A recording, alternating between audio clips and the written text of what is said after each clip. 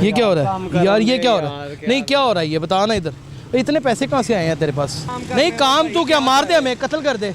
अच्छा मेरा भाई, किस तरह ये कैसे काम कर सकता है?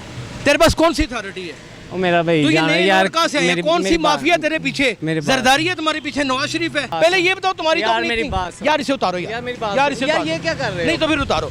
लोगों को तुम्हारी शक्ल पे हानक नजर आए। ये किसका माल है? ये कौन सा मंशा बम्ब है? भाई, ये कौन सा से मियाँ बच्चों मंशा के लिए है? रोजी कमा ये रहे हैं, कौन क्या सा कर रहे हैं? सरमायाकार है जो तुम्हें इस माफिया के साथ मिला के अपने नोट कैश करवा रहा है? ये बात तुझे राज खोलना पड़ेगा। ओ मेरा भाई ना आपने तंग पैसे कर। लिए हैं कि नहीं लिए इससे? कितने के लिए दार की दी?